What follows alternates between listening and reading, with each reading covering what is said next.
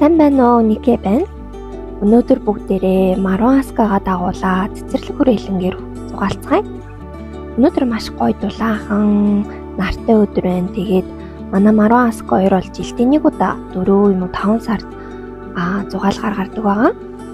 Тэгээд 6-7 сард бол ачиг, шумуул их байдаг. Тийм учраас уурнуудаа ер нь бол гарахгүй байхыг хичээдэг байгаа. За тэгээ манай Маруаска хоёр бол нэлээд стресстэй. Аска бол бүр нэлээд стресстэй хэцүү байсан.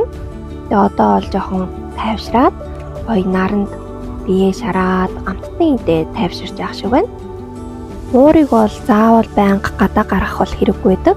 Илүү гэртээ өөрийнхөө тасан орчиндөө илүү байх дуртай байдаг амтан байдаг. За тийм учраас хэрвээ авч гарах гэж байгаа бол заавал хөтөлгөөтэй цүнхтэй нь авч явж байгаарэ. Тэгэхгүй бол зөвхөн тэврээд ч юм уу сугдаад аваад явах юм бол гинт одоо дуу чимээнээс айгаад өсрээд алга болчдөг учраас та бүхэндээ заавал ийм хүзүүрчийн зүлэгж яагаад авч явахыг энэ бичлэгээрээ хүргэж байна. Зарим хүмүүс муурыг гаднаас ирсэн амт хэмжээ гадаа байх ёстой гэж хэлээд муураа гаргаад одоо ганцааргийн байлгадаг хүмүүс байдаг.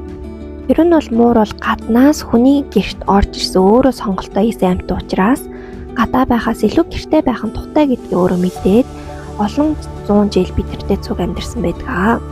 Тийм учраас заавал гаргаж одоо ганцаарнгийн байлгах гэдэг бол маш их аюултай. Ирээ авч гарах гэж аавал заавал цүнхтэй хөтөлгөөтэй тэгээ бас машин тэрэг бага, дуу чимээ бага, тайван газар мууртайгаа пикник хийгээ гадаа гой зугаалаасэ гэж хүсэж байна. За тэгээ та бүхэн маань бидний бичлэгийг үзсэнд маш их баярлалаа. Зургийг маань бас үзээрэй.